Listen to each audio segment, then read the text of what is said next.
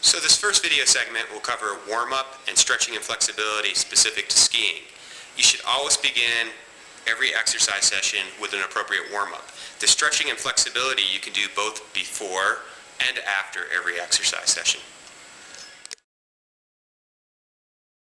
So the warm-up might only take you a few minutes, but it's very important you do it. You've got to get your body temperatures up. So we can start with the most basic of things.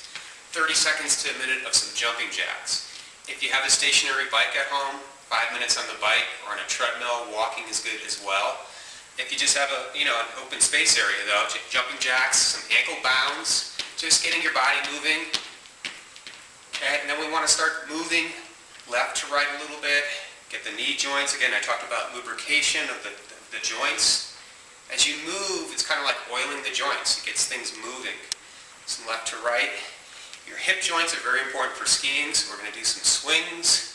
This also starts to warm up my balance, which you're going to need in your workouts.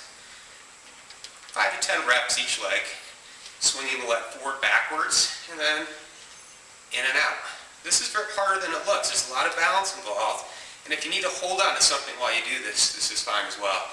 Your ankle joints need to get warmed up, so you want to push your knees directly over your feet. Now, of course, if you have any type of pain when you're doing these type of things, you stop.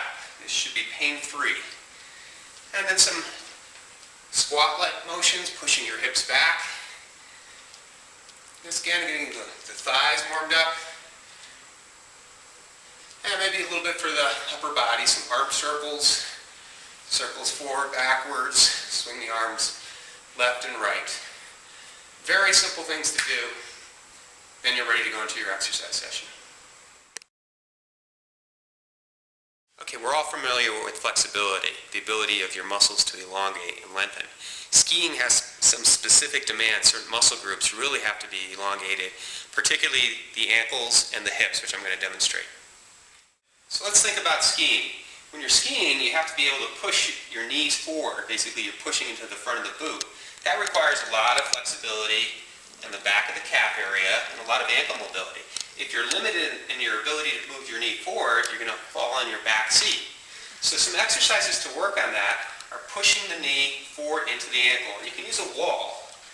And just from this position, push your knee directly over the front of your ankle. This is a good way to end the session when you're working on some ankle mobility. Holding the stretch for a few seconds and then backing off. And of course you want to do both sides.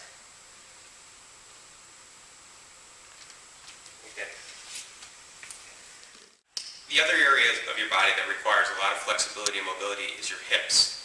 Skiing is all hip rotation, hip flexion, and sometimes even when you fall backwards, hip extension. So some of the most basic exercises are the half kneel stretch, to stretch the front of your hip and quad, holding again for approximately 30 seconds, or you can do it in intervals, backing up and forth for 5 to 10 second holds. And of course you want to do the other leg. Your hamstrings, these tight hamstrings can pull on your back, cause back pain, so just a basic stretch. Holding again for approximately 30 seconds. Hands behind the knees, and just when you feel a light stretch in the hamstrings, just hold it. And as you continue to stretch, you can pull a little bit more aggressively. And probably as important as anything is hip rotation. The ability to rotate the hip in or out. We can use this stretch here, just putting a little bit of rotation, torque on the hip. It can also be done on your back. We've seen this done. If you ever been to a yoga class or Pilates, where you pull the knee into your chest with a little bit of torque from the bottom part of your foot here, and just force that rotation in the hip. You'll feel in the back of your hip joint.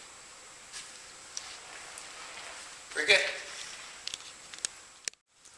Okay, so flexibility takes time. Don't expect changes overnight. You remember, it took you decades to get where you are. You're not going to come out of these tight muscle groups in a matter of days. But if you can work on this daily into the ski season, and even in the summer months as well, you will see changes. And of course, the goal again is to increase the longevity of your ski career. Having flexible muscles will do that for you. The beauty of this program is the flexibility part never changes. The same flexibility program you do in phase 1, you do in phase 2 and 3.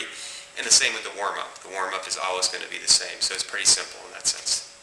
So hopefully you have a better understanding of the importance of warm-up, stretching, and flexibility as it applies to skiing. In the next video segment, we'll cover Phase 1, the foundation exercises for skiing.